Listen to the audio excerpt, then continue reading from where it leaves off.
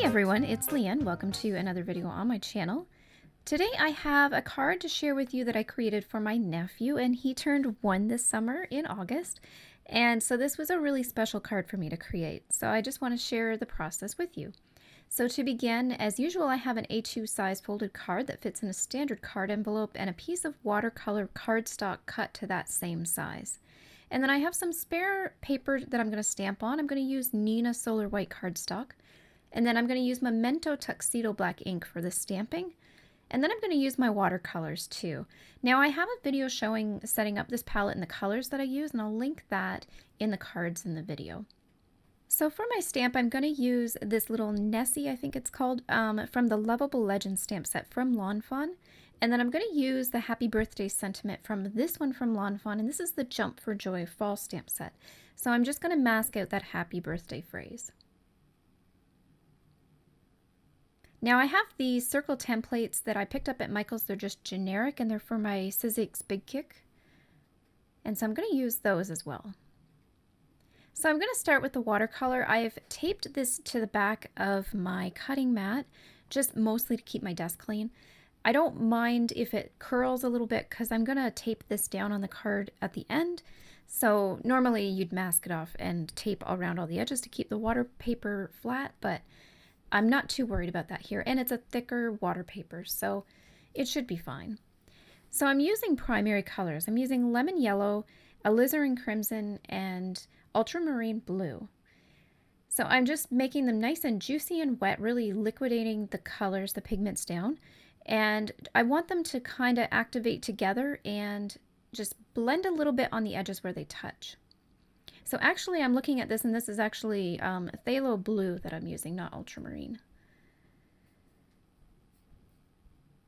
So I'm just adding a little more alizarin crimson just to get a little bit darker. And then I'm going to tip my mat just to help those colors run into each other a little bit. I don't want them to run too much because I don't want to muddy it up. I want to keep those separate colors, but a little bit of mingling between the borders is what I'm looking for. So now I'm taking a little bit of each color and just doing some dot splatters with my brush. When you do this, just make sure your pigment, your paint is really wet and runny, and so it'll splatter more easy that way. So I'm just putting a little blue on the one side, yellow and red, try to keep them kind of to their corners, but a little overlapping. Now I'm ready to do my stamping, so I'm going to get out my little Nessie here. And so this one's really cute. I haven't used this one yet, so I was excited to use this for this card. Now it's my first time stamping with this stamp, so I always got to make sure that the ink is applying really good, because I find with new stamps, it takes a few stamps on paper before the ink will stick to them really good and evenly. But this one came out pretty good. So I'm going to color this guy up with some Copics next. And I'll put the colors that I use in the description below with some links if you want to check those out. So my thought for coloring the Nessie was to do something that complemented those 3 primary colors. So I'm coming in with a green, but because I have the lemon yellow of the watercolor, I'm going to bring that tone, that base tone, into the Copics that I select for the Nessie. So I want everything to kind of be harmonious and those background colors to match, but I do want to make sure that this guy is still a focal point, and because he is the character on the card and the rest is a background. And it was a little challenging too, just because that background that I created in the watercolor is really vibrant and it's very busy, so I wanted to make sure that this little guy stood out. So I did do some tricks later on in the video, and I'll explain those when I get to that point. So I'm using 3 Copic colors to blend this guy out. I'm using a yellow tone on the underbelly, and then as it gets up to the top and the top points of the Nessie, I'm going to gradient that into a darker green. So I'm going to use a medium lime green and then a darker green. So I find by using the yellow with the green, it kind of creates a little more interest instead of knowing that I want to color him green, not just using all green Copics, bringing in that yellow, which is a matching undertone of the other 2 colors. It just kind of gives it a little more pop and a little more interest. So when I'm selecting my Copics, you can see I have my color chart peeking out at the left-hand side of the screen. I just look for ones that have the same base tones, and you can borrow from neighboring families on the color chart. So this would be probably a Y or a YG, I believe, and then between those two, they should look really nice together. So I'm just coming in now and just enhancing my shadows.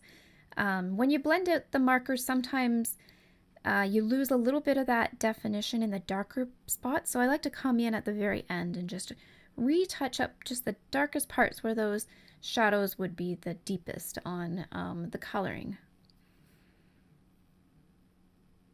And then it's nice too once you get to this point because all of the ink has made the paper nice and wet, so it blends really nice. So anything you lay down at this point just bleeds into the other application on the paper, the other marker ink on the paper, and it makes it for an easy blend. So you could probably call this the detail spot, and I love doing this. I love this part the best. So I'm going to color in his little speckles too at the end, and I'm coming in with sort of a Christmas green. It's more on the blue side and more of a complement to the blue primary color on the watercolor background. So now I have him all ready, and I'm going to get my die ready to cut him out. So I just trimmed out that piece so I didn't have to run the whole sheet through my big kick. And then I'm going to position my waffle die and then come in with some tape. Now I noticed that I didn't add little speckles with my white gel pen, so I thought just to give that a contrast with the dark base color of the critter to add some white dots would be pretty fun. So I decided to do those before I ran it through my die cutting machine. And then I'm doing these little highlight lines, and I find that when you do these on critters, especially the lawn fawn ones are great for this because it makes them look like little jelly creatures, and they give them kind of a candy look. Like they have like if you were putting a highlight on a balloon, for example, on that curvature, and you do like a curved line. I really like that look, so I thought that would just add a little more cartoonish style to him. So now I have them all popped out and I have them ready to go on my card. So I'm just working out my layout at this point. I'm deciding what color I want to put for my background and what I want to use as supporting elements, and the color especially is really important here because I do want to make sure that my critter and my sentiment are my focal point, that they don't get lost in that background.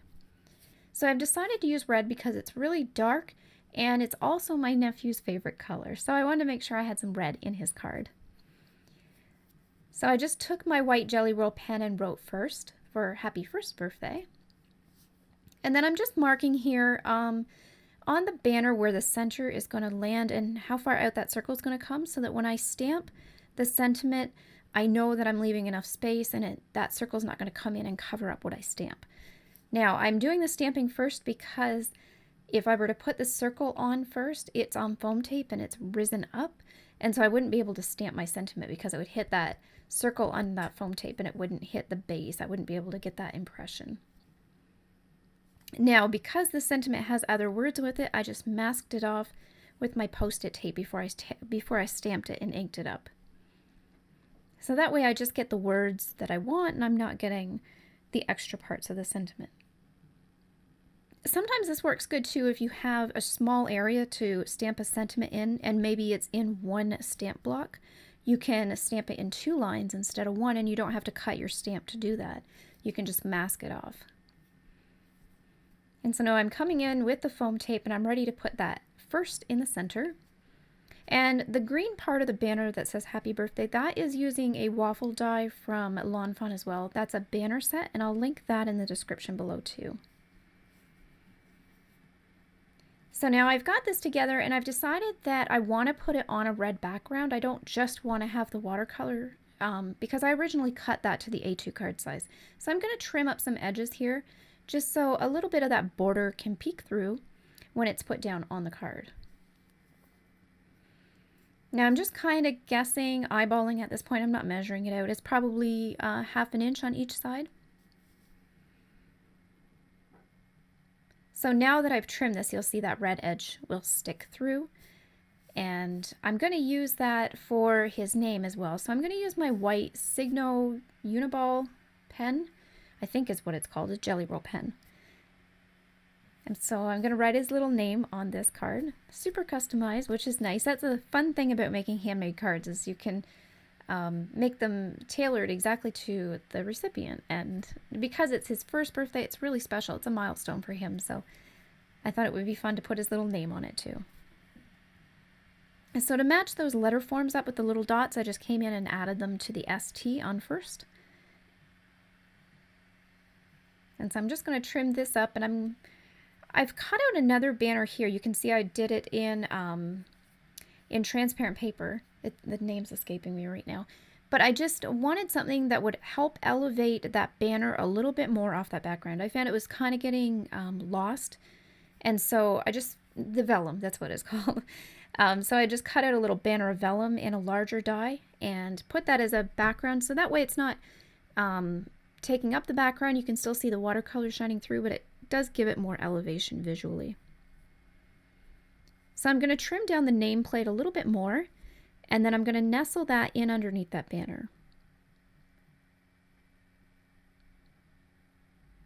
So I put my tape roller on the banner, and I'm just using my knife to hold things while I place them. I find it's easier if I use my craft knife, and then I don't have my hands in the way. So I'm putting my background onto that red cardstock, and then I'm going to start building up my elements on there. Now the red cardstock I actually got from Simon Says Stamp, and that is in a cardstock pack, and I'll put links for that as well.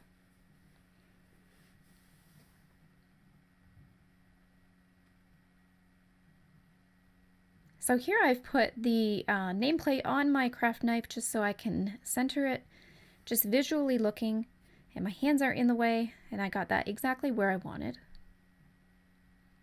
And the nice thing about this foam tape is I think it is a 1/2 inch wide, and it is exactly the same size as the banner, so it hides perfectly under that banner.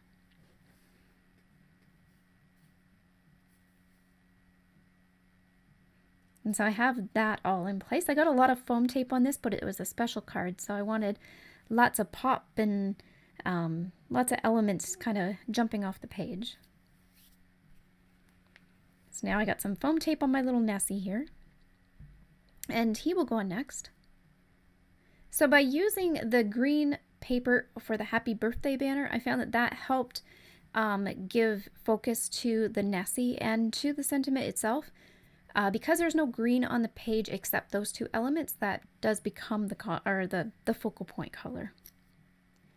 So now I have this ready to attach to my card, so I'm going to come in with my giant tape roller, my 3M one, which I love. This one's amazing. Now, because my banner hangs over the edge, I can't just line up the edges on the edge of my desk like I normally would. I'd hold them on their end. So I got to line this up with my eyes and make sure that I've got it all done perfect by hand.